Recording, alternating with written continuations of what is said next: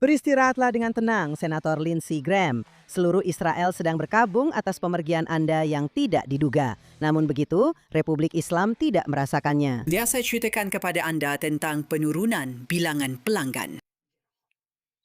Saya, Senator Tentera Amerika Syarikat dan Senator Anti-Iran ingin negara hebat Iran berbahagia. Baiklah. Itu adalah mesej dari Iran. Dan adalah penting untuk penonton dan pendengar kita faham bahawa di Iran tiada media bebas dan penyiar negara hanya menyampaikan pendirian rasmi rejim. Pendirian rasmi ialah Amerika adalah syaitan besar, Israel adalah syaitan kecil dan kita semua jahat serta perlu dimusnahkan. Dan tiada siapa patut tersalah sangka tentang perkara itu. Dan sebenarnya dia memanggilnya penghasut perang dan musuh Iran. Apa kebenarannya? Dia memang begitu, sangat mencintai negaranya, Amerika Syarikat. Dia memahami kepentingan hubungan dengan Israel. Dia percaya kepada peranan yang aktif. Dasar luar negara, bahawa Amerika harus membawa perubahan di dunia. Kepada semua antisemit, kepada semua golongan isolasionis, saya tidak percaya. Lupakan saja, saya tidak bersama kamu, saya bersama Israel. Saya akan bersama Israel hingga ke akhir hayat kita. Mereka adalah sekutu terbaik yang boleh kita harapkan. Malangnya, ketika dia berkata begitu, dia tidak sedar bahawa ajalnya sudah hampir. Dan tetapi dia memang menunaikan janji untuk terus bersama Israel hingga ke akhir hayatnya. Kita juga perlu ambil perhatian bahawa Republik Islam semasa Majlis Pengebumian Ayatollah Ali Khamenei minggu lalu, gambar Lindsey Graham adalah salah satu yang dipegang oleh penunjuk perasaan pro-rejim dengan tanda sasaran pada wajahnya. Antara lain sudah tentu untuk Presiden Trump dan Perdana Menteri Netanyahu. Jadi pertama sekali, Profesor, apabila anda kata penunjuk perasaan pro-rejim, anda sebenarnya terlalu bermurah hati terhadap mereka, Ruti. Ini adalah samseng yang dibawa keluar oleh rejim dengan bas. Mereka teratur. Apabila anda kata penunjuk perasaan, orang boleh fikir mereka sebenarnya berada di sana atas kehendak sendiri. Selalunya orang-orang ini memang dijangka untuk hadir. Mereka bekerja dalam organisasi di mana semua orang keluar bersama-sama, anda tahu. Jadi penunjuk perasaan adalah perkataan yang salah. Saya tak tahu apa perkataan yang betul. Tapi kalau mereka menyokong rejim dan mereka ada gambar Lindsey Graham dengan tanda sasaran, ya, mereka memang samseng. Tapi mari kita bincangkan isu ini dan kenapa Israel bersedih. Kerana Israel bersedih bukan sahaja kerana kita telah kehilangan seorang kawan yang sangat baik, betul? Seorang patriot Amerika dan seorang yang percaya kepada Pakatan Israel Amerika serta memahami kepentingan pakatan itu untuk kedua-dua negara kita dan juga untuk dunia. Saya rasa ada kesedihan di Israel juga kerana kami takut kami kehilangan orang seperti Lindsey Graham dan tidak akan ada 100 lagi Lindsey Graham untuk menggantikan tempatnya. Ada kebimbangan. Pertama sekali, kami melihat Parti Demokratik dan kami nampak bahawa jika anda mahu bertanding sebagai presiden, anda mesti bangun dan berkata bahawa anda menentang Israel dan anda benci Netanyahu. Ia seolah-olah sudah menjadi ujian penentu sekarang jika anda mahu menang dalam pemilihan utama Demokratik. Dan kami telah melihat senator-senator yang sebelum ini tidak dianggap, anda tahu, sebagai golongan kiri parti. Tetapi kerana mereka sedang mempertimbangkan untuk bertanding jawatan presiden, anda tahu, mereka terpaksa memulakan langkah sedemikian. Dengan mengatakan, anda tahu, ia hampir seperti, anda tahu, ia menjadi semacam upacara keagamaan. Saya tidak akan ke mana-mana dalam pemilihan utama Demokrat kecuali saya mengatakan sesuatu yang negatif tentang Israel. Dan di pihak lain, kita ada golongan groypers dalam Parti Republikan dan penonton besar mereka dalam dunia podcast ya, dan sebagainya. Dan memang ada kebimbangan sebenar saya rasa di Israel dan semua orang yang menghargai hubungan Amerika Syarikat Israel bahawa pemergian Lindsey Graham bukan sekadar tentang dirinya, tetapi adakah kita sedang menuju ke penghujung era persahabatan yang begitu kukuh dan rapat antara kedua-dua negara? Betul, itu satu poin yang sangat baik. Dan itu juga satu poin yang sangat baik tentang pengebumian di Tehran. Dan awak betul, mereka memang samseng. Ramai daripada mereka dibawa masuk seperti yang awak katakan dan mereka benar-benar orang barbar yang percaya kepada jihad global dan pembunuhan orang yang tidak bersalah. Namun begitu, mengenai Lindsey Graham, dan ini adalah satu perkara penting, beliau sangat kritikal terhadap Presiden Trump pada tahun 2016 menjelang pilihan raya itu. Kerana beliau sendiri bertanding dalam pemilihan utama Parti Republikan. Tetapi selepas Trump dipilih, beliau semakin rapat dengannya. Sebelum itu, beliau pernah mengejek Trump. Beliau juga pernah memanggilnya dengan pelbagai gelaran. Tetapi selepas itu, beliau mula melihat dan mengagumi Trump sebagai seorang presiden dan sejak itu kekal setia kepadanya. Masih kekal setia sehingga kini. Sehingga kan apabila Trump berkata bahawa kita sedang memberi peluang kepada usaha rundingan ini dengan Republik Islam melalui Steve Witkoff dan J.D. Vance, Steve Witkoff dan Jared Kushner, Lindsey Graham memuat naik di media sosial bahawa pada mulanya beliau pergi bercakap dengan Trump dan Trump meyakinkannya. Jadi beliau rasa lega dan saya akui saya agak gementar. Saya terfikir, adakah itu bermakna apa sahaja yang Trump katakan dia akan setuju? Tidak, saya rasa tidak begitu. Apa yang saya fikir berlaku di sebalik pintu tertutup ialah Trump meyakinkannya bahawa jika rundingan itu tidak berjalan lancar, yang mana kemungkinan besar tidak akan berjalan lancar, seperti yang Trump telah nyatakan dengan jelas dalam beberapa hari terakhir ini, jangan risau, dia tidak akan menandatangani apa-apa yang memudaratkan Amerika Syarikat atau Israel. Maksudnya, dia memberi perkara ini satu peluang kerana memang itulah yang patut dilakukan. Selain itu, apa yang perlu kita bincangkan ialah pengeboman besar-besaran yang telah berlaku baik dari Iran maupun serangan balas dari Amerika Syarikat dalam beberapa hari terakhir ini. Jadi sebenarnya sangat-sangat menarik kerana secara teorinya, apa yang kita menurut MOU dan orang-orang yang menyokong serta mempertahankan MOU antara Washington dan Tehran, kita sepatutnya berada dalam tempoh 60 hari yang tenang. Dan sepatutnya ada rundingan tentang apa yang akan berlaku selepas 60 hari berkaitan isu-isu sukar mengenai program nuklear Iran. Tetapi hakikatnya MOU telah ditandatangani dan pihak Iran tidak melaksanakannya. Komitmen sederhana itu pun. Pertama sekali, bahawa selat itu mesti terbuka untuk perdagangan. Bahawa minyak boleh melalui selat itu, betul? Mereka menarik balik perkara itu dengan begitu cepat, betul? Dan saya sangat, ia seperti apa yang Trump katakan kepada Lindsey Graham. Sebenarnya saya rasa lega dan berharap kerana Trump tidak akan membiarkan perkara itu. Dia kata kalau kamu tembak kapal, kamu hentikan, kamu cuba sekat selat, bertentangan dengan apa yang dinyatakan dalam MOU, kamu akan terima akibatnya. Dan serta-merta terima akibatnya. Dan kami akan menembak balas. Kami tidak akan benarkan kamu lakukan perkara itu. Dan ia buat saya terfikir, betul, kalau sudah berlaku dalam beberapa minggu selepas perjanjian itu ditandatangani, tapi saya rasa kita pun belum sampai separuh daripada 60 hari itu lagi. Kamu tahu, Amerika menembak ke arah Iran kerana terpaksa sebab pihak Iran melanggar perjanjian. Dan ini sepatutnya bahagian yang mudah. Kalau kita sampai ke bahagian serius dalam perbincangan yang serius, maksud saya, ia tidak memberi banyak harapan bahawa pihak Iran akan berkompromi dengan cara yang memenuhi pendirian Amerika. Sudah tentu tidak, sebab mereka tidak akan jadi diri mereka sendiri. Ia bukanlah rejim itu jika mereka bersetuju dengan mana-mana kompromi. Apapun, MOU itu sendiri sangat teruk, sangat memihak kepada Teheran.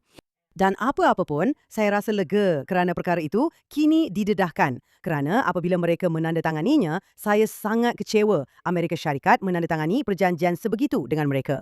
Maksud saya, ia adalah perjanjian yang sangat teruk. Pertama sekali, anda tidak mahu memberi mereka 60 hari untuk apa-apapun. Kedua, mereka menjadikan Selat Hormuz sebagai tebusan. Jadi, itu seperti rundingan tebusan. Baiklah. Mereka yang memegang kuasa dan Amerika, kuasa besar terhebat di dunia, terpaksa berunding dengan golongan barbar itu. Baiklah, jadi itu sendiri sudah cukup teruk. Tetapi, apa yang pendirian Iran ialah Amerika Syarikat telah melanggar perjanjian itu, MOU itu. Dan bagaimana? Dengan menjadi orang tengah bagi perjanjian berasingan antara Israel dan Lubnan untuk melindungi kedaulatan Lubnan daripada Hezbollah yang merupakan proksi Iran. Dan menurut rejim di Tehran, itu tidak dibenarkan dari sudut pandangan MOU. Kerana kita tidak sepatutnya melakukan apa-apa yang menyakiti mana-mana proksi Iran atau atas apa-apa alasan yang tidak masuk akal. Jadi maksudnya, memang bernasib baik mereka melanggarnya. Kerana perjanjian itu sendiri hanyalah satu penghinaan. Jadi awak kata awak tahu, mereka mengadu tentang, awak tahu, kerangka damai yang telah dipersetujui antara Israel dan Lubnan di bawah tajaan Amerika. Tapi itu cuma alasan, itu hanya alibi. Sudah tentu, sudah tentu. Sebab sebenar. Dan ini sepatutnya buat semua orang berhenti sejenak dan berfikir. Betul? Orang Iran bersetuju dan menandatangani pada garis moden, ya? Dengan anda tahu, orang Pakistan dan orang Qatar semua tahu ini, ya, bahawa selat itu akan dibuka. Dan bagi kebanyakan dunia yang tidak peduli tentang, anda tahu, hak asasi manusia di Iran atau perubahan rejim atau program nuklear Iran, walaupun mereka sepatutnya, tetapi fokus mereka pada hal lain. Mereka risau tentang harga minyak. Jika Anda tinggal di India atau Anda tinggal di China, Anda risau tentang harga minyak. Jika Anda tinggal di Amerika, Anda mungkin juga risau tentang harga minyak. Dan keseluruhan idea ini, dan inilah sebabnya Donald Trump bersetuju dengan kompromi itu. Kerana beliau mendapat satu perjanjian yang membuka selat tersebut. Dan beliau berkata, harga minyak akan jatuh mendadak. Dan kemudian pihak Iran tidak menunaikan komitmen itu. Dan saya rasa ini jelas menunjukkan, betul, bahawa kita tidak sepatutnya ada sebarang ilusi. Saya tahu awak tidak mempunyai sebarang ilusi, tetapi memang tidak sepatutnya ada sebarang ilusi langsung tentang dengan siapa kita sedang berurusan. Dan saya juga ingin katakan perkara berikut. Jika suatu hari nanti ada perjanjian dengan rejim yang teruk ini mengenai isu nuklear, ia hanya akan berlaku kerana tekanan ketenteraan. Ia hanya kerana mereka rasa mereka tiada pilihan. Atau, meminjam kata-kata Trump, mereka telah dikalahkan. Mereka terpaksa kerana mereka akan mengelak, mereka akan berpusing-pusing, mereka akan licik seperti ular, melakukan apa sahaja untuk melanggar perjanjian, walaupun mereka bersetuju dengan perjanjian itu. Jadi satu-satunya cara di bawah rejim ini untuk anda dapatkan apa-apa yang menghadkan program nuklear mereka, ialah mereka akan dipaksa untuk melakukannya. Dengan kekuatan yang luar biasa. Ya, ketenteraan dan juga ekonomi saya rasa. Kerana saya rasa sangat memalukan apabila Trump memutuskan MOU itu juga menyebabkan Trump melepaskan miliknya sendiri. Anda tahu dia itu. Apabila Iran menutup Selat Hormuz, Trump berkata, ya, saya akan tunjukkan kepada kamu. Dan dia mengenakan sekatan ke atas mereka supaya mereka tidak dapat mendapatkan minyak atau menjual minyak. Jadi itu adalah langkah yang bijak kerana ia sebenarnya berkesan. Saya percaya tekanan ekonomi itu berkesan. Tetapi masalahnya ialah rakyat Amerika memberi tekanan kepada Trump. Dan mungkin betul juga, apa sahaja yang anda mahu katakan, harga minyak sedang meningkat. Tetapi ia juga menarik, ada dua perkara menarik tentang itu. Salah satunya ialah, seperti pasaran saham, anda tahu, pasaran saham sangat bersifat psikologi. Jadi jika seseorang berkata sesuatu akan berlaku, kadang-kadang saham boleh turun dalam satu malam atau naik pada keesokan harinya.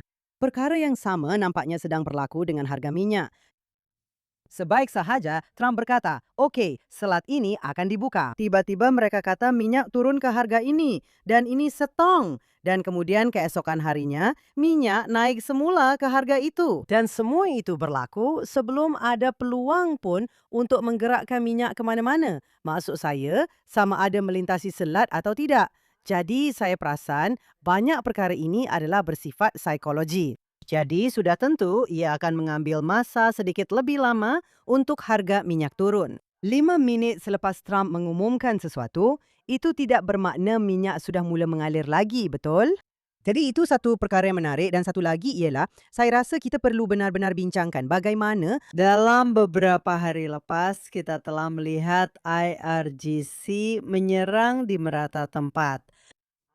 Kapal-kapal di Selat Hormuz. Qatar, Bahrain, Oman. Di mana lagi? Emiria Arab Bersatu? Emiria Arab Bersatu, teka di mana ada satu tempat yang tidak pernah diserang atau dijadikan sasaran oleh Iran, Hizbullah, Houthi atau Hamas. Teka negara mana itu? Jadi itu sudah tentu Israel dan anda boleh tambah kesenarai negara-negara. Mereka telah menyerang Jordan yang merupakan jiran Israel. Terlupa nak sebut. Nampaknya mereka telah menyerang sebuah pangkalan Amerika di Jordan. Ya. Dan saya rasa ini perkara penting. Kenapa mereka tidak menyerang Israel? Adakah kerana mereka tiba-tiba sayang kita? Sudah tentu tidak. Ini kuasa cara lama. Ya, anda tahu, Hillary Clinton dulu banyak bercakap tentang kuasa lembut. Ia tiada kaitan dengan kes ini, ia tiada kaitan dengan kuasa lembut. Ini adalah kuasa keras. Mereka bimbang dan memang patut pun bahawa jika mereka melancarkan roket ke atas Israel, Israel akan mempunyai alasan untuk membalas dan membalas dengan keras. Dan untuk memetik kata-kata Presiden Trump, ia tidak perlu seimbang, ia tidak perlu setimpal dengan kerosakan yang mereka lakukan kepada Israel. Dalam erti kata lain, hanya kerana mereka menembak ke arah Israel. Walaupun kita berjaya menembak jatuh roket itu tetap satu serangan ke atas negara ini. Dan Israel boleh bertindak balas. Dan kita boleh bertindak balas mengikut cara yang kita pilih. Dan saya rasa itu menakutkan orang Iran. Dan di sini saya ingin memberitahu semua orang Eropah dan yang lain, anda tahu yang selama bertahun-tahun telah berkata, ia adalah kuasa lunak dan saling mengenali serta memahami apabila anda berurusan dengan orang seperti Iran. Anda mesti tegas, anda mesti ada kuasa dan mereka perlu percaya bahawa anda sanggup menggunakan kuasa itu jika mereka menyerang anda. Dan bahawa Israel telah selamat dalam beberapa hari terakhir ini ketika semua pertempuran ini berlaku. Semua tembak-menembak ini. Di Teluk ya, dan di luar. Jordan berada di bahagian dunia kita. Ia bukan di Teluk, betul? Tiada pengganti untuk kuasa ketenteraan tradisional dan keinginan serta komitmen untuk menggunakannya apabila anda perlu berbuat demikian. Tiada gunanya mempunyai semua kuasa jika mereka fikir anda tidak akan menggunakannya. Betul. Ancaman anda untuk bertindak balas mesti boleh dipercayai dan mereka perlu percaya bahawa anda hanya menunggu peluang untuk menggunakannya. Dan sehingga kini, Iran berhadapan dengan Israel telah berpura-pura jadi orang baik. Bukan kerana mereka suka kita, tetapi kerana mereka takut kepada kita. Ini kembali kepada Machiavelli. Kita suka, orang menyukai kita. Tetapi yang lebih penting ialah mereka benar-benar takut kepada anda. Dan mereka telah mengancam Netanyahu dan sebagainya. Mereka juga di perhimpunan mereka terdapat poster dan mereka meletakkan sasaran pada kepalanya. Tetapi mereka tidak melancarkan sebarang peluru berpandu lagi. Dan sebenarnya mereka tahu bahawa pasukan pertahanan Israel dan tentera udara, semua orang, kita sudah bersedia. Dan satu perkara yang Israel telah pelajari sejak tahun lepas ialah Iran bukanlah momok seperti yang kita sangkakan. Dalam arti kata lain, kita sudah bersedia dan kita kuat. Dan pertahanan udara mereka sudah lumpuh dan tentera mereka juga sudah lumpuh. Banyak perkara sudah lumpuh dan kita sudah bersedia. Jika mereka melancarkan peluru berpandu, seperti yang saya katakan, ia akan sangat merugikan mereka. Tetapi ini membawa kita kepada satu lagi perkataan yang anda boleh. Saya cuma nak tambah satu perkara lagi. Ya. Ini menunjukkan bahawa orang Iran faham tentang kuasa dan mereka takut. Dan ini sebenarnya bermaksud apa yang patut Trump lakukan. Trump sepatutnya meyakinkan mereka melalui penggunaan kuasa bahawa mereka tiada pilihan selain mematuhi kewajipan mereka di bawah MOU. Dan apabila mereka sampai ke peringkat rundingan serius, jika kita benar-benar sampai ke rundingan serius mengenai isu nuklear, mereka tiada pilihan selain membongkar program mereka. Jika tidak, mereka akan berdepan dengan serangan ketenteraan Amerika Syarikat dan Israel. Itu sahaja cara yang boleh berjaya. Betul, saya hanya tidak setuju dengan awak tentang satu perkara. Sudah tentu saya setuju dengan itu, kecuali untuk perkataan rundingan dan perjanjian. Amerika Syarikat perlu tunjukkan kepada Iran siapa yang berkuasa dan segala yang awak katakan adalah betul. Mereka perlu tahu bahawa ada kuasa tentera yang bersedia untuk digunakan dan bahawa mereka telah kalah dalam perang ini. Memang mereka sudah kalah. Tetapi masalah di sini ialah persepsi sangat penting di Timur Tengah. Dan jika mereka apabila mereka dengar bahawa Washington mahu berunding, mereka melihatnya sebagai kelemahan. Sebab itulah tidak. Jika mereka tidak, apa? Apa yang Encik Trump perlu lakukan ialah berkata, jika anda mahu terus hidup dan mahu ada peluang lagi untuk memberi makan kepada rakyat anda akan serahkan debu nuklear kepada kami. Anda akan penuhi apa sahaja permintaan kami. Mereka tiada MOU dan tiada rundingan. Kami menang, anda kalah. Dan pada masa ini, rejim Iran tidak menerima mesej yang jelas itu. Tetapi ini membawa kita kepada perkataan pencegahan, di mana anda berkata, memang benar bahawa Israel, kekuatan ketenteraannya dan sebagainya. Anda tahu, adalah penting untuk bercakap tentang perkara ini sebelum bukan sahaja pilihan raya pertengahan penggal di Amerika, tetapi juga pilihan raya Israel yang akan berlangsung. Ia akan berlaku kira-kira seminggu selang. Okey, sekarang kita sudah ada tarikh untuk pilihan raya. Ini akan berlaku kira-kira seminggu selang. Dan kenapa ini penting? Kerana kumpulan anti-Netanyahu dan anti-Trump sedang cuba mempromosikan naratif bahawa kita, Amerika dan Israel telah kalah dalam peperangan, sedangkan sebenarnya kita belum kalah dalam peperangan itu. Salah satu cara untuk melakukannya ialah dengan berkata, kamu lihat, kita telah menghabiskan masa sejak 7 Oktober, apa yang Israel lakukan di Gaza, dan kemudian kita bercakap tentang Lubnan dan Iran. Hampir 3 tahun kini dihabiskan untuk berperang dan berjuang. Dan untuk apa? Kita tiada kuasa pencegahan. Kita sering dengar perkara ini daripada pihak anti, daripada pasukan pembangkang, dan di Amerika, juga daripada New York Times hingga ke tempat lain. Idea bahawa semua ini sia-sia kerana kita kalah, dan saya rasa kita perlu jelaskan perkara ini sekejap. Jadi saya tahu bahawa saya juga ingin berada dalam situasi yang lebih baik hari ini daripada apa yang kita alami sekarang. Okey, saya ingin melihat Hezbollah dilucutkan senjata. Saya mahu Hamas dilucutkan senjata. Saya mahu melihat rejim di Iran tumbang. Ini adalah senarai impian saya, okey? Dan jika dibandingkan dengan senarai impian saya, senarai impian Mark Reagan, kita masih belum mencapainya. Dan saya tentu lebih suka jika sejak 7 Oktober kita sudah berada dalam keadaan yang lebih baik, okey? Setelah saya katakan begitu, adakah sebarang keraguan bahawa kita berada di sini dengan segala yang telah berlaku? Maksud saya, adakah kita berada di tempat yang jauh lebih baik daripada sebelum ini? Adakah situasi strategik kita telah bertambah baik? Dan jawapannya, saya rasa sememangnya ya. Bukan bermakna tiada cabaran di luar sana. Bukan bermakna tiada kerja yang perlu dilakukan lagi. Memang masih banyak kerja yang perlu dilakukan. Tetapi mereka yang kata kita sudah kalah, mereka tidak melihat realiti.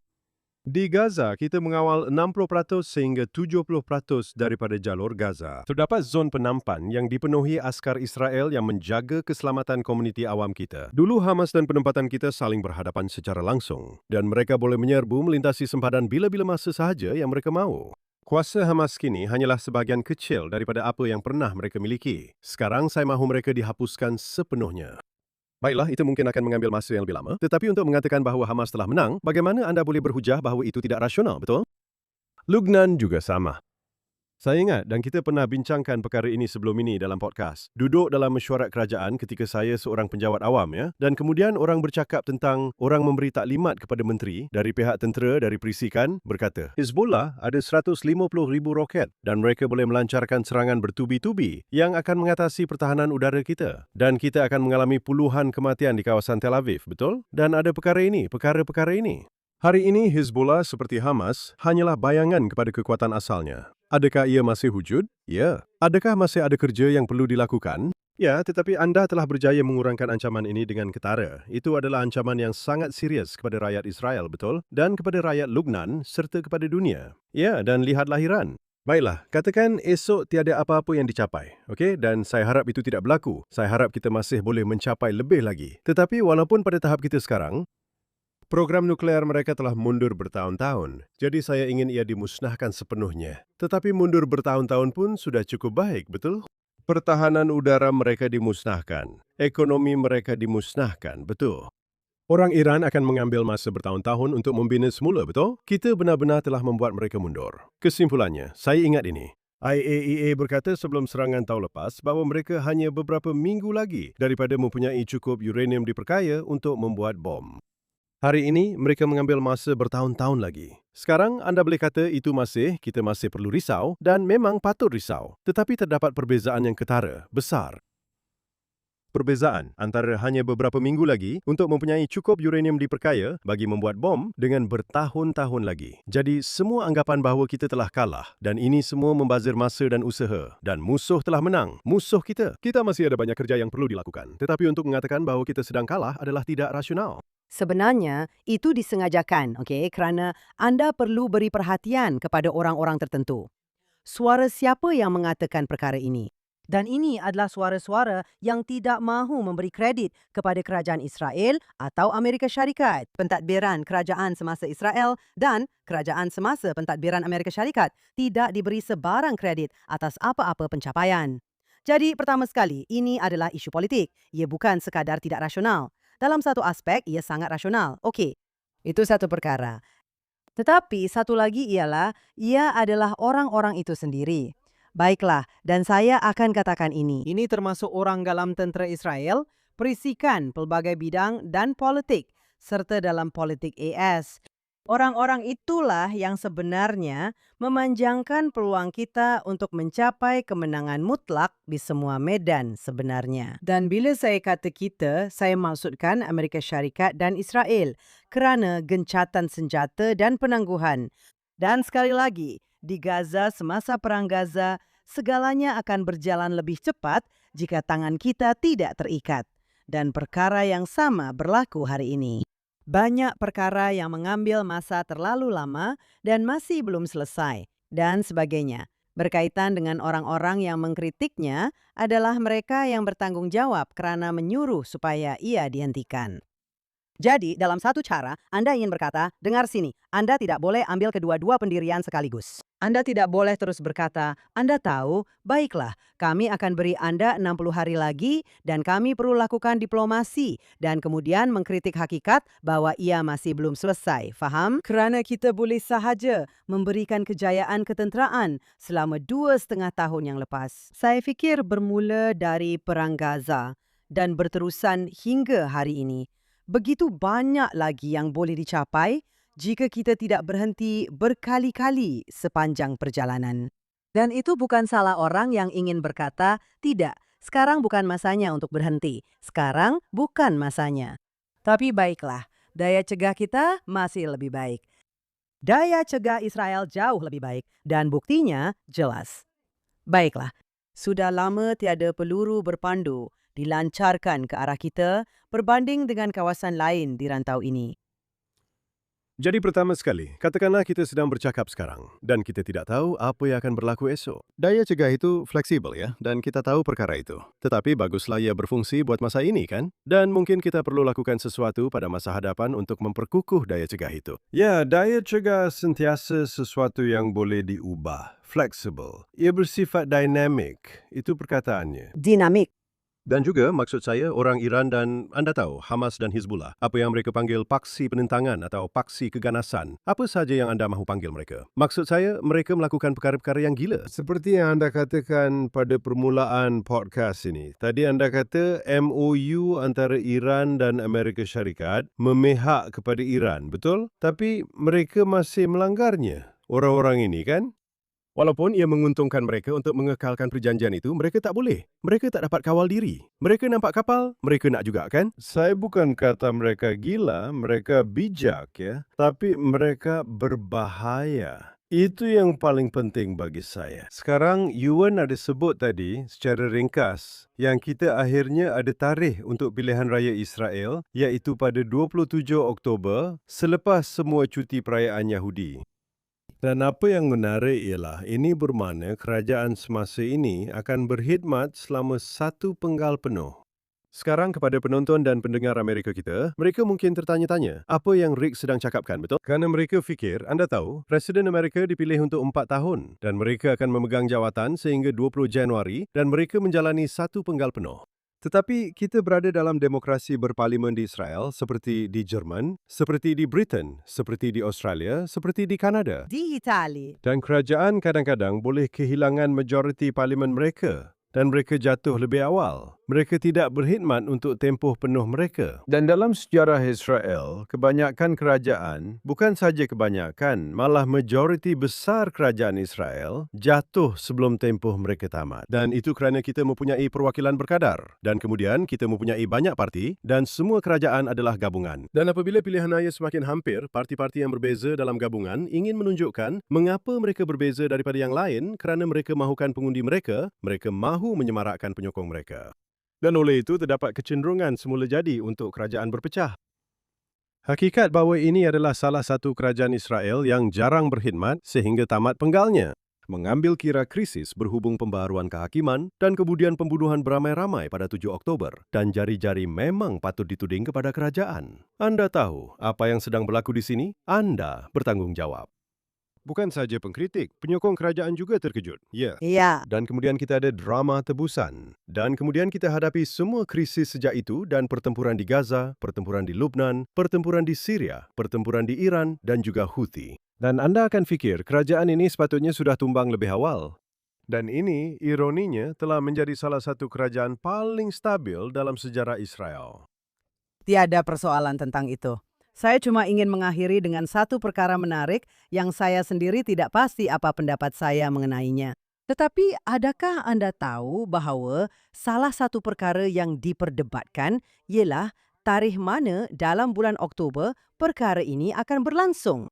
Dan terdapat wakil kerajaan yang tidak mahu ia diadakan pada 27 Oktober kerana nombor 7 itu mengingatkan kepada 7 Oktober.